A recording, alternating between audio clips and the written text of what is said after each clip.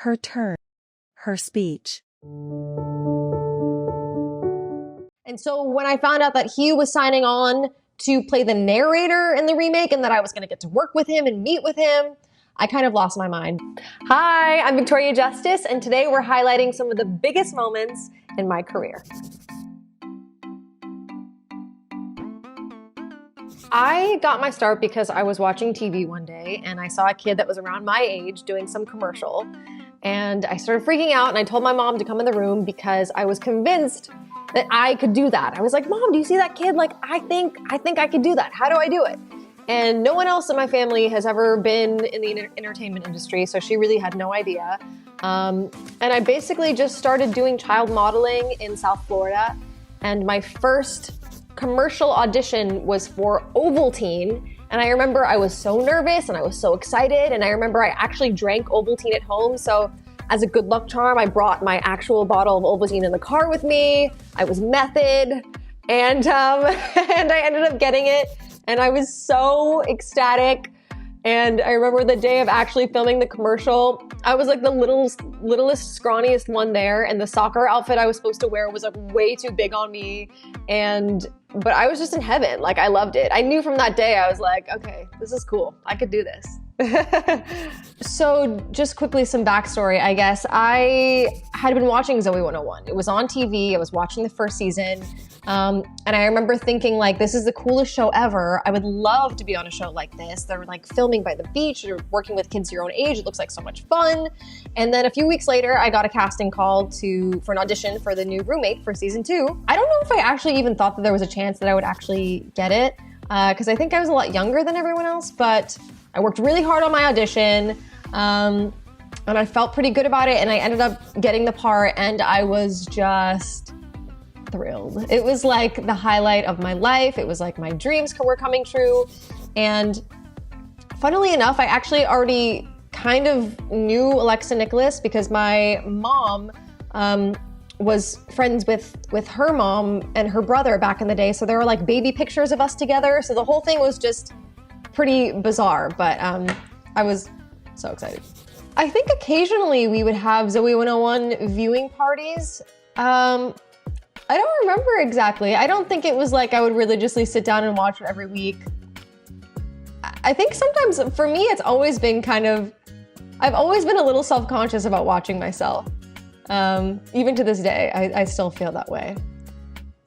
I don't know if I'll ever get over it.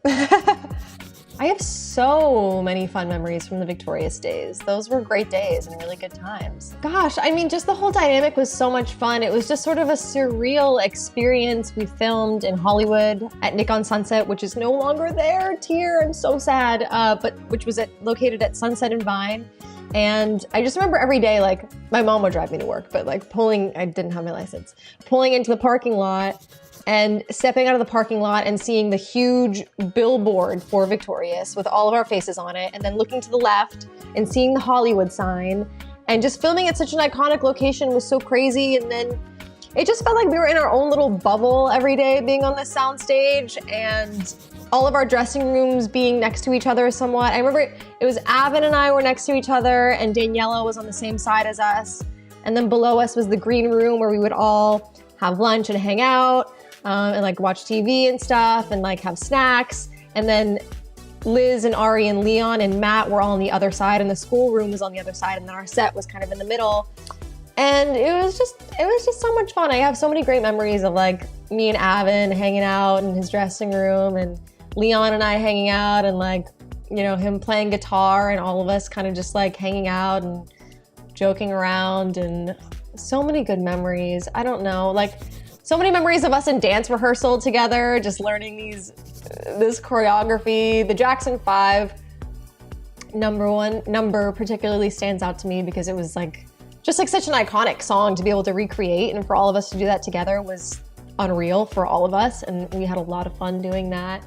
There are so many memories. There are so many memories like where we would film late into the night and we would just all get like loopy and delirious because we've been working so many hours, and it's just like it's like that summer camp when you're with your friends kind of feeling, and things just get like crazy and wild and you forget that you're there filming a TV show. It just feels like you're hanging out with your friends. Yeah, lots of really, really, really great memories. Makes me smile. It's nice to think about it.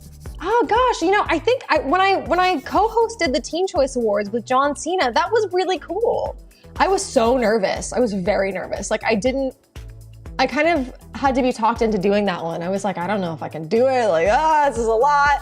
But it ended up being really fun, and I'm really glad that I did it. And just, you know, watching that show for so many years and then co-hosting it was a nice little bucket list, cute moment. So I enjoyed that. You know what was really fun to film was the Beggin' on Your Knees music video. We got to film that at the Santa Monica Pier. And yeah, we just got to like gallivant around the pier and like go on the Ferris wheel together. And I remember I had choreography for certain parts of the song, and I got to do it on that game where you like roll the ball into like those holes, skee ball or something, the skee ball machines. So that was pretty cool to film at such an iconic location. And I got to like, you know, run around the beach with this cute dude. And I was like filming underneath the pier, which was really cool. Yeah, that was a really fun day. I enjoyed that. I actually recently put out a single called Treat Myself that I wrote and I released last year in December, and I creatively came up with the concept for the video. The song is really about the voices in your head not being very kind to yourself. And so I had this idea of being like with myself in the video, there being two of me. That was a really fun experience because I felt like I was really getting to explore like truly who I am as an artist, and I didn't have anyone telling me that I had to do a certain type of video. It was really just completely in my creative control. And so I'm very proud of that video and that song, and it was very cool to do.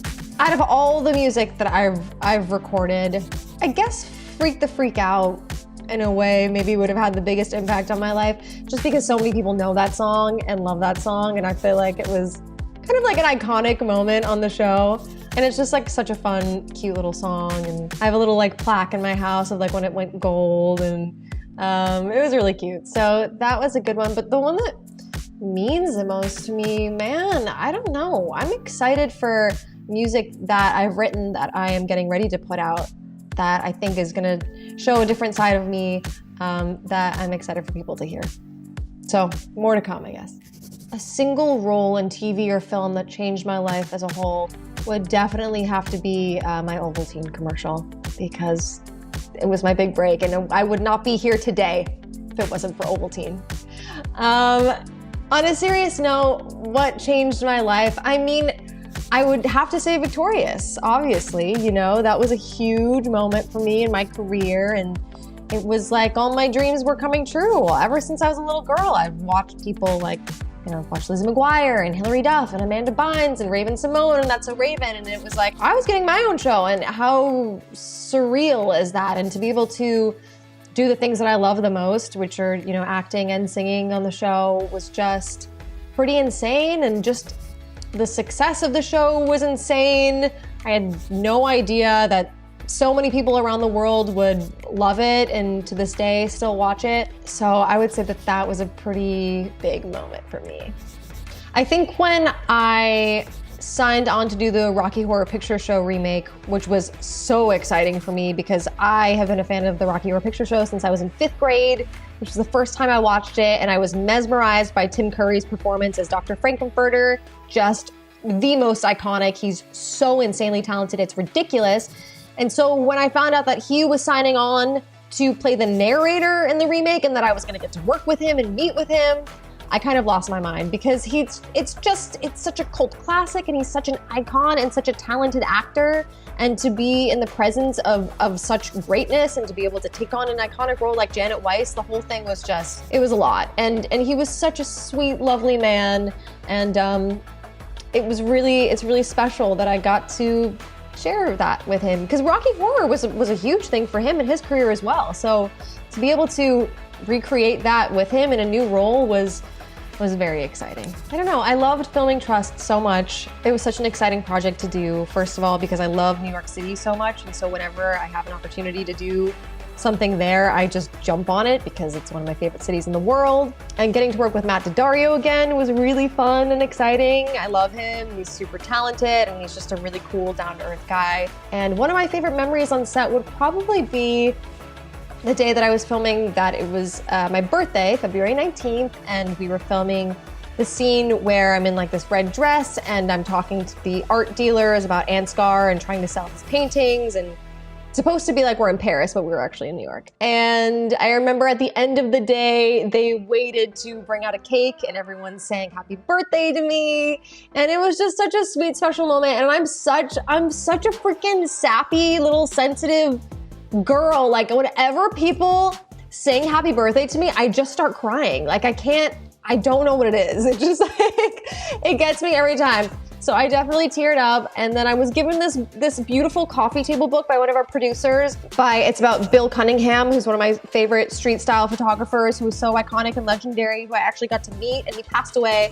But anyway, I was given this beautiful book and everyone was singing and I was in this gorgeous hotel in New York, and it was just a really cool moment. Oh, well, you know what's a pretty cool thing to say that isn't necessarily Victorious? Obviously, Victorious was a highlight of my career, you know, that was a huge moment for me. But another really cool highlight of my career was when I got to perform at Christmas in Washington for then President Barack Obama and his entire family. And I got to sing a Christmas medley of Let It Snow and some other song that I can't remember. That was just such an iconic moment. And I remember being so nervous for that because I'm singing this song and then I'm looking down and like 10 feet away from me is President Barack Obama. And I'm like, please don't forget the words. And my mom was there to share it all with me. And it was also such an incredible lineup surrounding me. It was like CeeLo Green and Jennifer Hudson and Justin Bieber and the band Perry. And I just felt like I was in such amazing company, and to be able to share that with my mom, and she got to meet Obama as well, and we all got a picture together. It was just a really iconic moment, definitely a pinch me moment. Thanks for watching. I'm Victoria Justice, and this has been The Highlights.